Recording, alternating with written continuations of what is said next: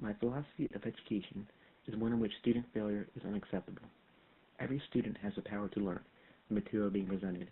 It is my job as an educator to find a way in which the students will be able to retain the content being taught to them.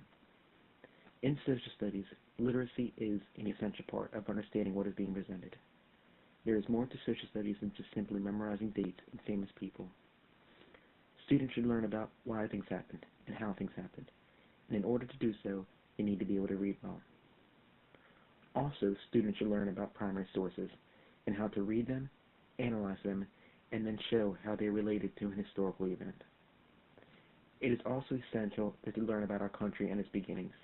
This includes topics such as why the Pilgrims came to the New World, how and why America was founded, and the wars that had been fought to keep our country together and secure the rights our Constitution guarantees us.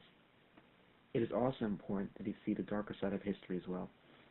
They need to learn about the faces of evil and the things that can come when they are given too much power. History isn't for everybody, though. Some people find it boring, while others, like myself, find it incredibly fascinating. Teaching the content of social studies isn't about forcing people to love it. It is about making students appreciate it and have fun learning it. My teaching style is going to echo that of Dr. Michelle Scott of the History Department. In her classes, she uses an infusion of lecturing, images, and music to help students obtain knowledge. For example, seeing the effects of segregation and the Holocaust in photos helps put a whole new perspective on the events and also helps students retain the knowledge better. In my classroom, I hope to be a teacher that is willing to go the extra mile for my students. I plan on offering tutoring sessions once a week to assure that no students are being left behind as we move forward through the material. I also hope that my classroom can be an entertaining and welcoming environment and not one full of chaos and disorganization. I plan on having my students arranged in groups of 4. This way, I can place students with different learning abilities at each table, because it is my belief that when people from all different backgrounds are brought together, the greatest things are often accomplished. When it comes to classroom management organization, I think the two go hand in hand. I think you need to come prepared to your classroom to help assure that it is being managed properly. One way to accomplish this is to assure that there is no dead time in between transitions in your lesson. Also, having students do drills as they are coming in the classroom helps assure that they remain focused. In the classroom, the role of a teacher and student are inseparable, and they rely on each other for success to occur. As a teacher, your job is to make sure your students are leaving your classroom with knowledge they did not have before. If a student leaves your classroom with no real understanding of what you taught them, then you have not done your job properly. You also need to go above teaching content area material.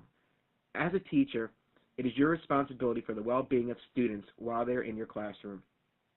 This includes trying to pick up on things such as abuse from home and bullying in school.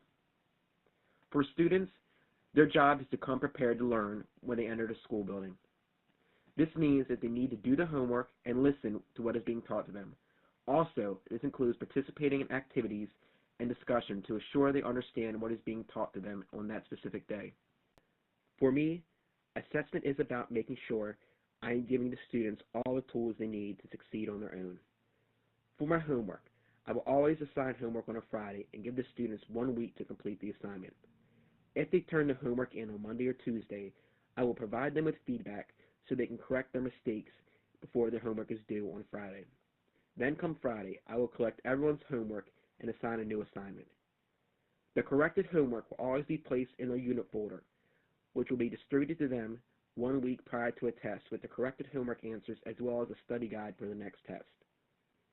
As for my test, I would like to design my units so I can always give a test on Monday. That way, the Friday before a test, I can use that day to review the material as well as teach my students study habits that will not only increase their odds of doing well on the test, but prepare them for their future. As I mentioned at the beginning of this video, my goal is to give my students every opportunity in the world to succeed in the classroom, and I truly do believe that if anyone is leaving my classroom unprepared for the next year and beyond, I have not done my job.